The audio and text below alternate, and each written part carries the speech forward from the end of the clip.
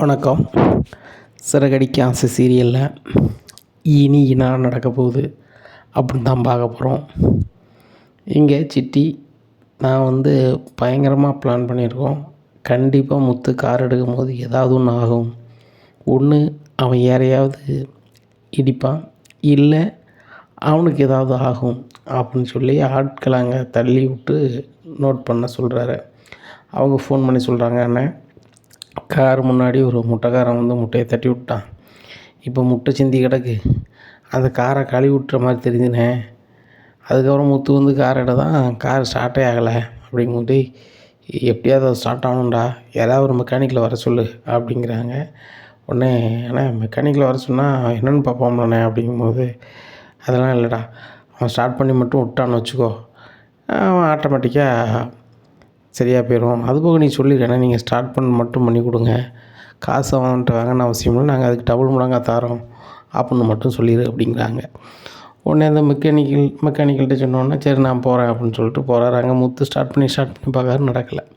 அப்போ என்னென்னாச்சு, car start ஆகலையா அப்படிங்கிறாங்க. ஆமாண்ணே, காரை கொஞ்சம் கழுவி விட்டேன், ஸ்டார்ட் ஆகலை. ஓ, காரை கழுவி விட்டீங்களா, சரி தண்ணி ஏதாவது பட்டிருக்கும், அவ்வளோதான் மேட்ரு, கொடுங்க நான் ஸ்டார்ட் பண்ணுறேன் அப்படின்னு சொல்லி ஸ்டார்ட் பண்ணுறாரு. அப்பவும் முக்கி ஸ்டார்ட் ஆகுது. அவர் வழியாக ஸ்டார்ட் பண்ணிடுறாரு. ஆனால் ஸ்டார்ட் பண்ணிட்டேன் அப்படிங்கிறாங்க. சரிண்ணே, ஒரு ரவுண்டு ஒன்று போயிட்டு வாங்க, போயிட்டு கொஞ்சம் பையன் கொஞ்சம் விரைவாக போயிட்டு வாங்க, போயிட்டு வந்தீங்கன்னா தெரிஞ்சிடும்ண்ணே, நான் சர்வீஸ் சார்ஜ் தந்துடுறேன் அப்படின்னோடனே, ஒன்றும் பிரச்சனை இல்லைண்ணே அப்படின்னு சொல்லி காரை ஓட்டு போகிறார். அவரும் ரொம்ப ஸ்பீடாக போகிறாரு. போய் பிரேக்கை பிடிச்சி பார்க்காரு, நிற்கவே இல்லை. அவரும் ஒரு கண்ட்ரோல் பண்ணி ஒரு மரத்தில் நேராக போய் முட்டிடுறாரு. முட்டி நின்று முத்து கால் பண்ணுறாரு, ஆனால் சீக்கிரம் வாங்கினேன் அப்படின்னோடனே முத்து மறுபடி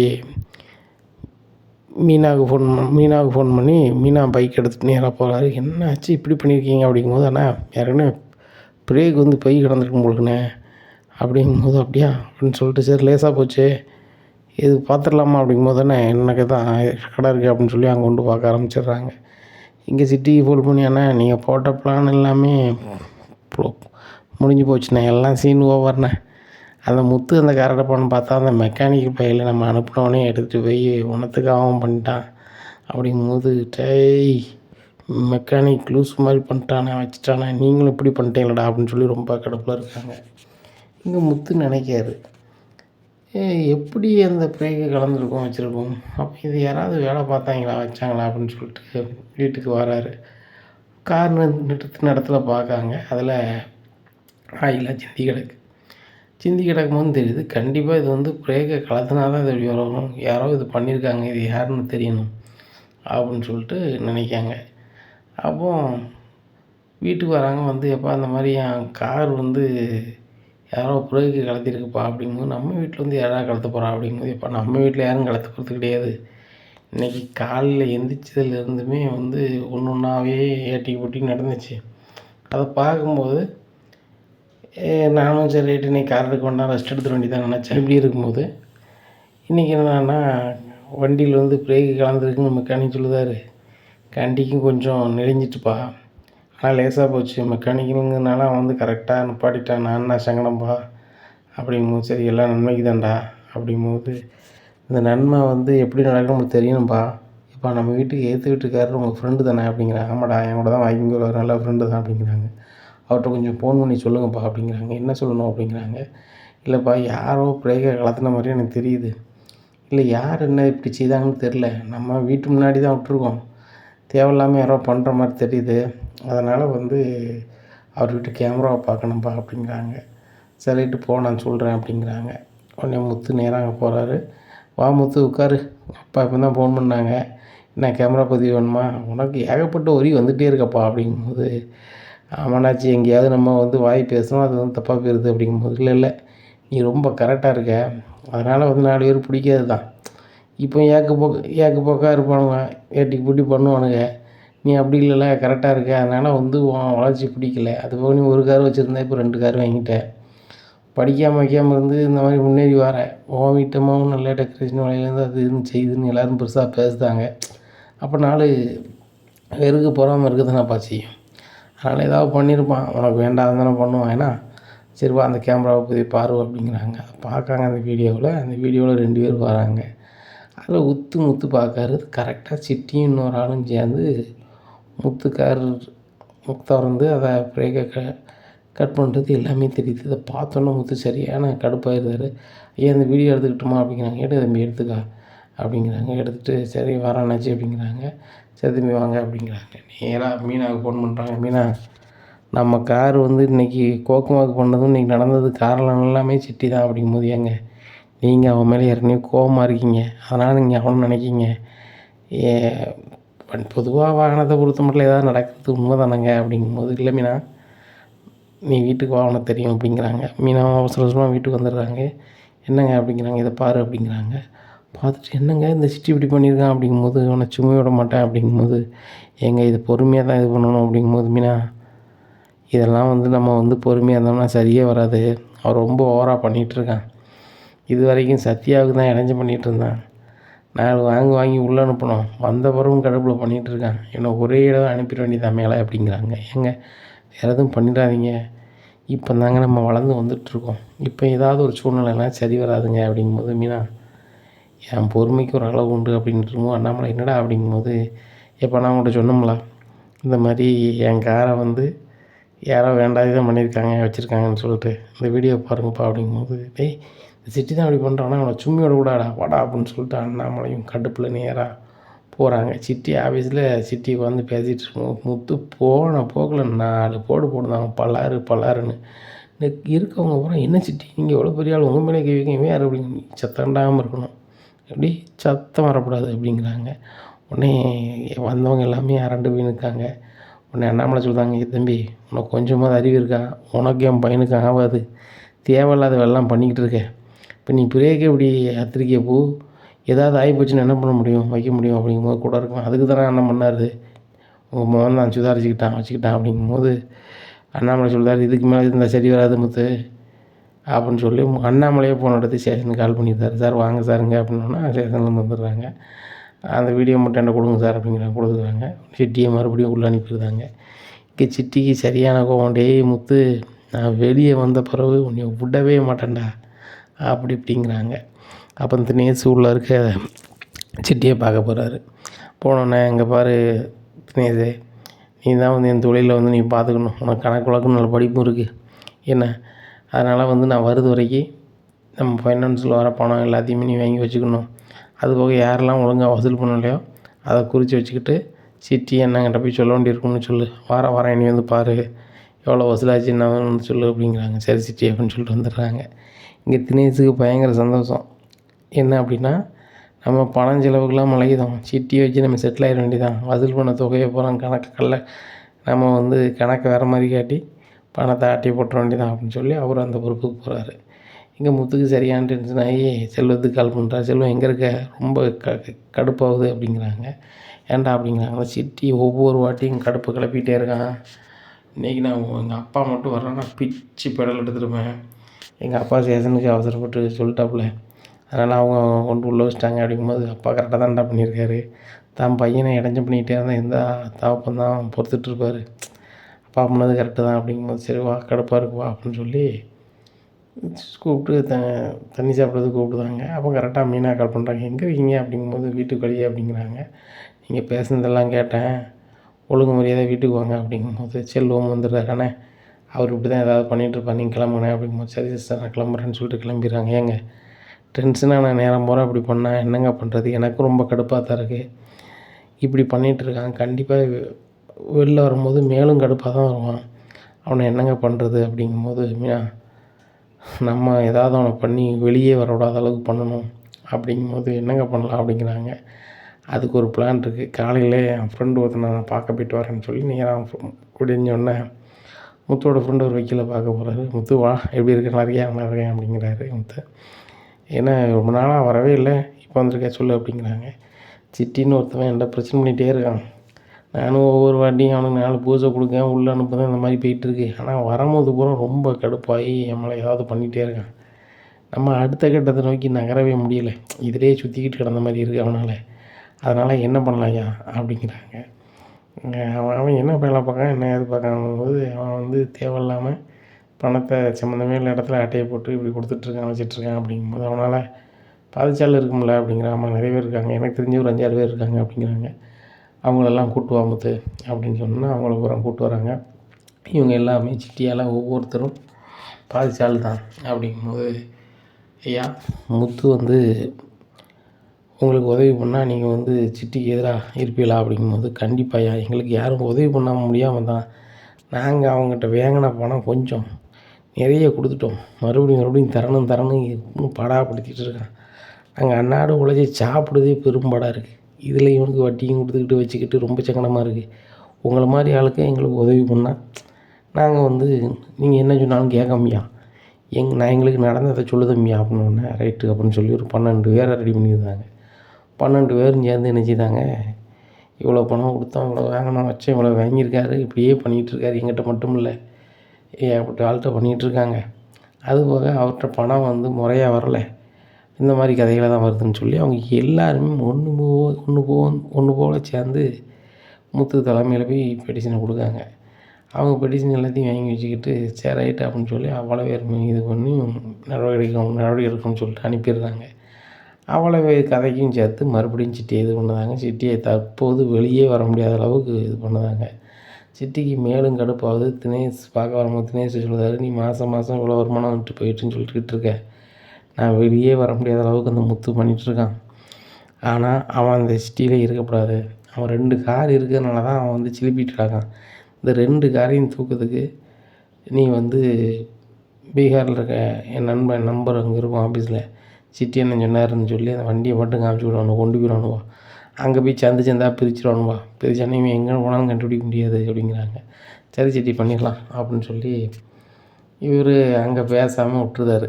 ஏன்னு கேட்டால் அந்த முத்து ரொம்ப ஓவர் ஆகிட்டோம்னா கண்டிப்பாக ஆஃபீஸுக்கு வருவான். ஆஃபீஸ்லேருந்து எதுவும் பிரச்சனை பண்ணுவான், நம்ம தான் ஆஃபீஸை மெயின்டைன் பண்ணணும்னு தெரிஞ்சுப்போம்.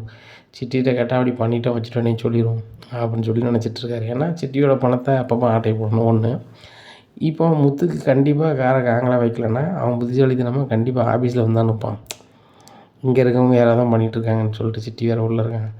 நம்மளுக்கு அவனுக்கு ஆகாது, ஏற்கனவே அவன்கிட்ட புதுசு வாங்கியிருக்கோம், லாய்க்கப்படாது அப்படின்னு சொல்லிட்டு அவர் இதை எதுவுமே செய்யலை.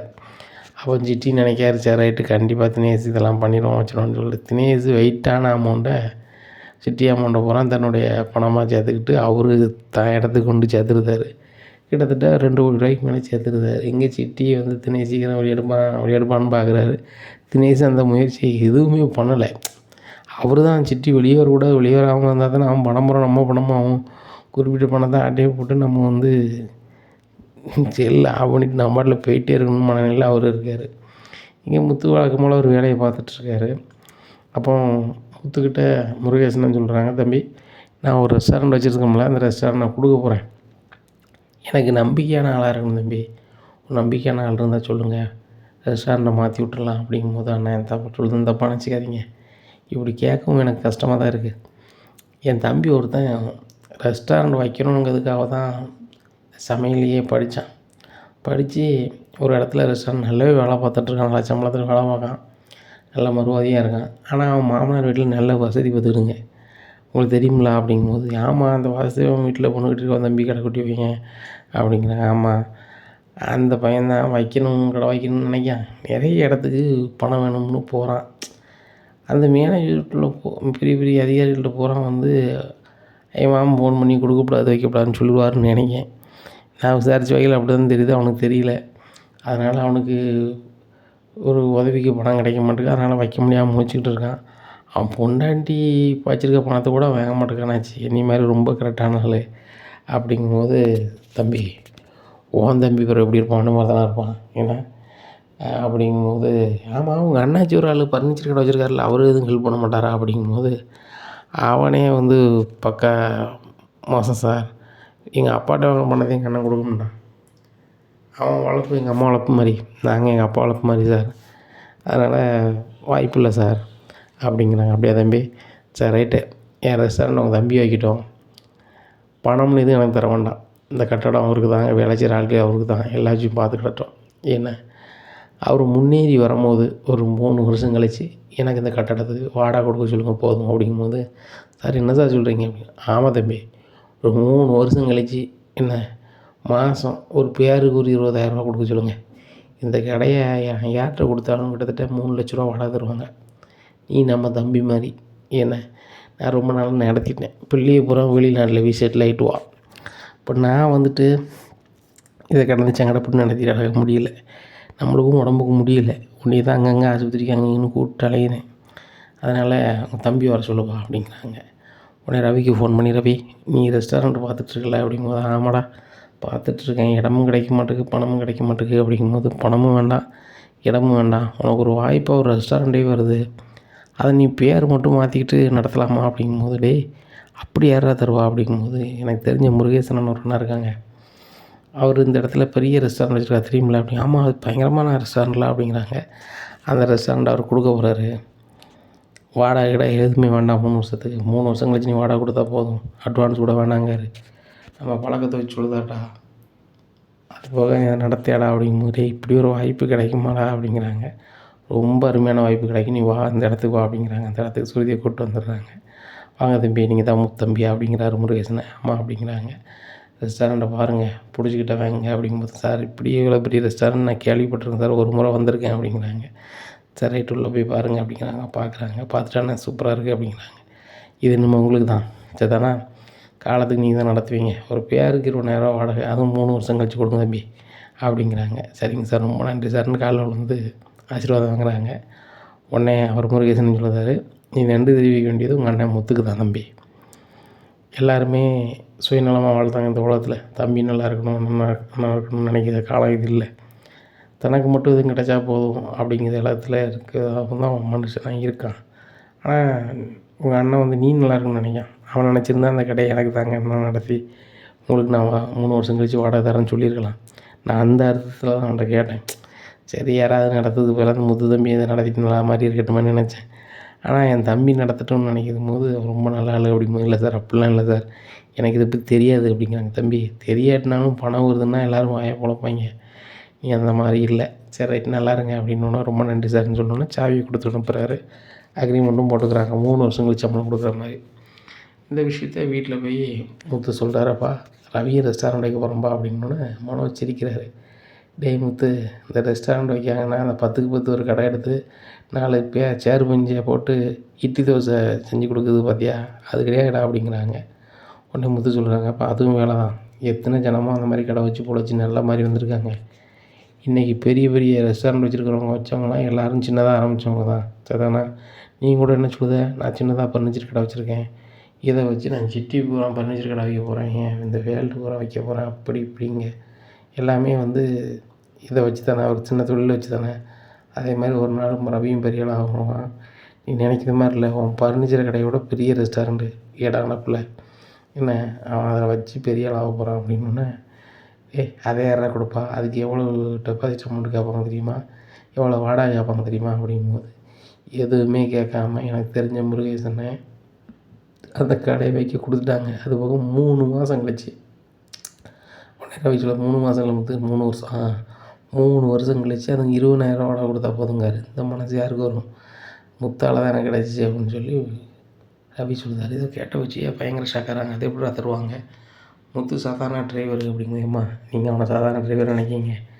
அந்த ரெஸ்டாரண்ட் ஓனர் ரொம்ப முத்து மேலே பாசம் வச்சுருக்காரு. முத்து சொன்னால் எதனாலும் கேட்குற அளவுக்கு இருக்கார். அவர் வேலை செய்த ஆட்களுக்கு பொருள்லேருந்து எல்லாமே கொடுத்துட்டாங்க. 2 நாளுக்கு வேணால் கடை அடைச்சிக்காங்க தம்பி, 3 நாள் கடையை திறந்துருங்க, உங்களுக்கு ரெஸ்டாரண்ட்டை திறக்கிறதுக்கு ஒரு 5 லட்ச ரூபா நாளைக்கு என்கிட்ட வாங்கிடுங்க, அதை வச்சு நீங்கள் ஆரம்பிங்க, கடைசியாக கொடுங்கன்னு சொல்கிறாங்கம்மா. அப்படிங்கும்போது அண்ணாமலை சொல்கிறாங்க, அதை நான் தரேன் அப்படிங்கும்போது, இல்லை அங்கிள் நானே ரவி கொடுத்துட்றேன் அப்படின்னோடனே, இல்லைப்பா நானே அதை ரெடி பண்ணுறேன் அப்படிங்கிறாரு. உடனே முத்து சொல்கிறாரு, டேய் ஒன்று உன் பொண்டாட்டி தர காசை வாங்கிக்க, இல்லை அப்பா தர காசை வாங்கிக்க, வாங்கிட்டு நீ அவங்களுக்கு பரவ இது செய்ய அப்படிங்கும்போது அண்ணாமலை சொல்கிறாங்க, அது சரிதான் அப்படிங்கும்போது, டே ரவி இதெல்லாம் உனக்கு என்னடா தலைவிதி, உன் மாமன்கிட்ட சொன்னால் எத்தனை கோடியே தருவாங்க, இந்த முத்து சொன்னாங்கன்னு இன்னொருத்தங்க கடை வாங்கி நடத்தியா, ஏன் உன் மாமனுக்கு கேரளாலேயே எத்தனை ரெஸ்டாரண்ட்டோ இருக்கான், எத்தனை போட்டோ இருக்கான், எத்தனை சொத்தோ இருக்கான், நீ வேலைக்கே போகலனாலும் கோடிக்கணக்கான சொத்து இருக்குடா, எதுக்குடா இந்த முத்து பேச்சை கேட்டு வீணாக போகிற அப்படிங்கும்போது, விஜயா அவன் உழைச்சி முன்னேறன்னு நினைக்கான். நீ மனோஜை சோம்பேறியாக்கின மாதிரி இவனை சோம்பேறியாக்குன்னு நினைக்காத, அவன் ஒருபோதும் அப்படி செய்ய மாட்டான். ரவி நீ முன்னேறி வாடா அப்படிங்கிறாங்க. சரிப்பா அப்படிங்கிறாங்க. அந்த என்ன பேர் வைக்கலான்னு ஸ்ருதி ரவியும் யோசிக்கும்போது நம்மளுக்கு முத்தால் தான் வந்து நம்மளுக்கு கடை கிடச்சிது, பேசாமல் முத்து ரெஸ்டாரண்ட்டே வச்சுருவோம் அப்படிங்கிறாங்க. நானும் அப்படி தான் நினைக்கிறேன் அப்படிங்கிறாங்க. போர்டெல்லாம் ரெடி பண்ணிடுறாங்க.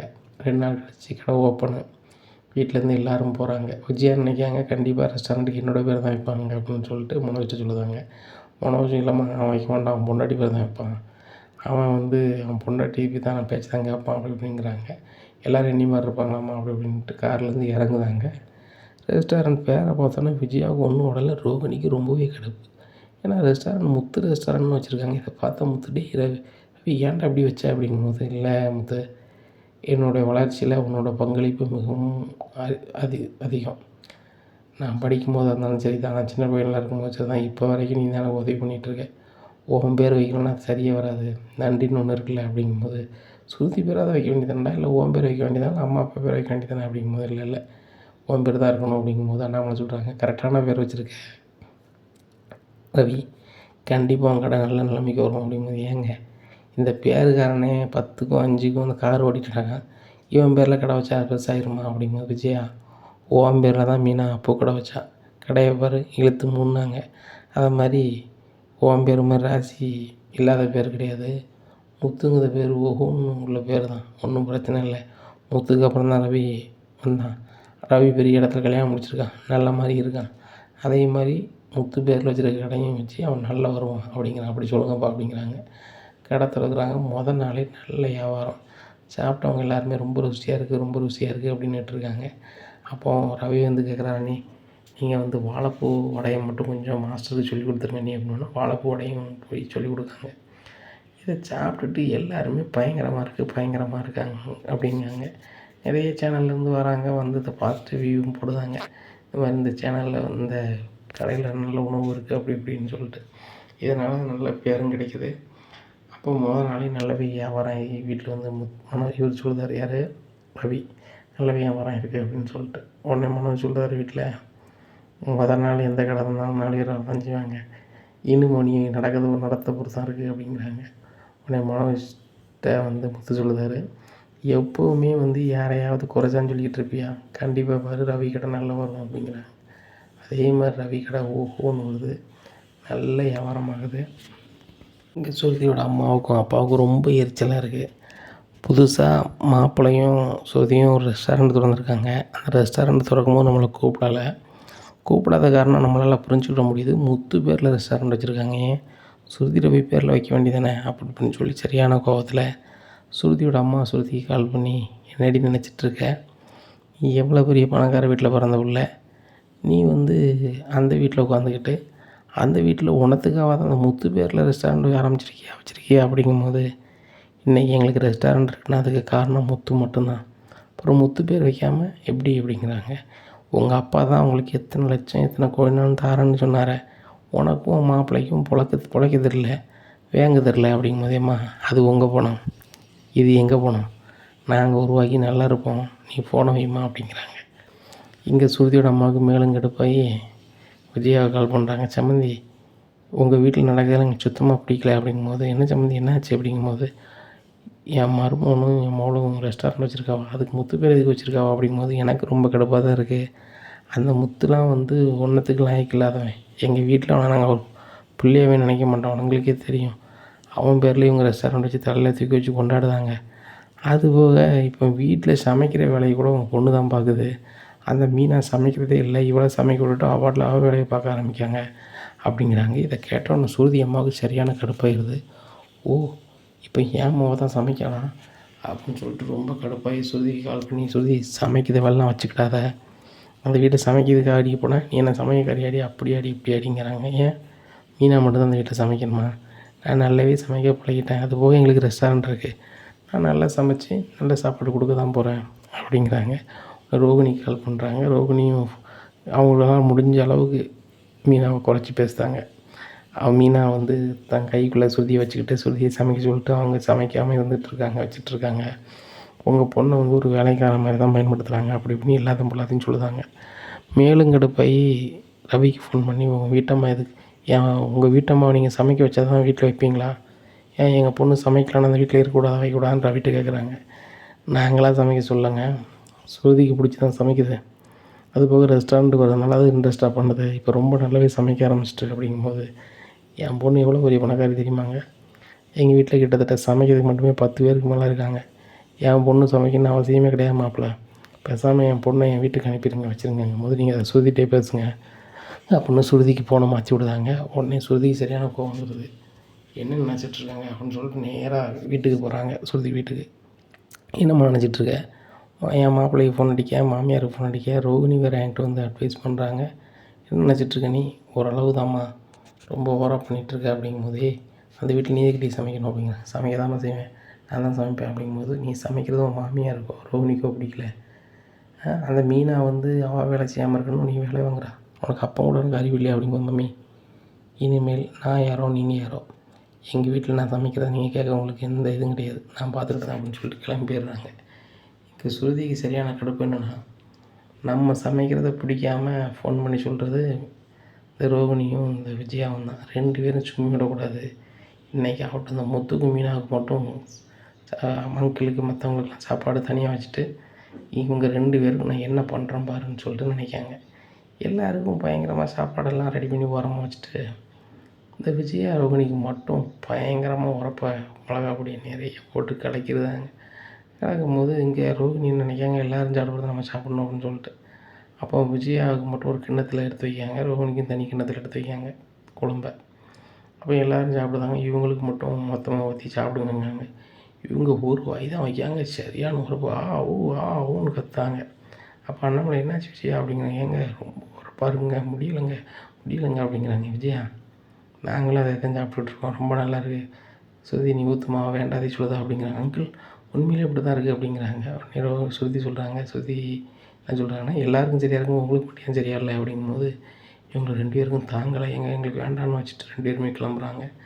2 பேருக்குமே வயித்தால போகுது. அதுக்கு மேலே இவங்களால ஓரளவு கண்ட்ரோல் பண்ண முடியல. 10 நேரம் போயிடுது. அப்புறம் முடியலைங்க. உடனே இவங்க 2 பேரையும் முத்து காரில் ஏற்றி கொண்டு ஆஸ்பத்திரியில் விடுதாங்க. ஆஸ்பத்திரியில் சோதிச்சு விடுதாங்க. இந்த மாதிரி அவங்களுக்கு ரொம்ப போயிடுச்சு, இன்னும் 1 வாரம் 2 பேரும் ஆஸ்பத்திரி இருந்தால் தான் முடியும் அப்படிங்கிறாங்க. 1 வாரம் ஹாஸ்பிட்டலில் வைக்காங்க. அப்போ ஸ்ருதிக்கிட்ட வந்து ரவி சொல்கிறாரு, வீட்டை நீ சமைக்காத அப்படிங்கும்போது ரவி நான் வேணுக்கிட்டு தான் பண்ணேன் அப்படிங்கிறாங்க. என்னது வேணுக்கிட்டு பண்ணேன் அப்படின்னு? ஆமாம், ரொம்ப ஓவராக இவங்க வந்து இங்கே நான் சமைக்கிறதா மீனா வந்து இன்னும் வேலை வாங்குறாங்க, இந்த வீட்டில் வேலைக்காரி மாதிரி இந்த ஸ்ருதி இருக்காங்க அப்படி இப்படின்னு இல்லாத போல தான் 2 பேரும் எங்கள் வீட்டில் ஃபோன் பண்ணி சொல்லி எனக்கும் எங்கள் அப்பாவுக்கும் வேண்டாதே பண்ணிட்டாங்க, அதனால தான் அப்படி பண்ணேன் அப்படிங்கிறாங்க. இந்த விஷயம் தெரிஞ்ச விஜயா ஆஹா நம்ம ஸ்ருதியை பற்றி இல்லாத போல தான் எங்கள் வீட்டில் சொன்னது தான் அப்படி பண்ணிட்டாளா அப்படின்னு சொல்லி ரொம்ப ஷாக் ஆகியிருக்கிறாங்க. இங்கே ரோகிணிக்கு அதை விட ஷாக்கு.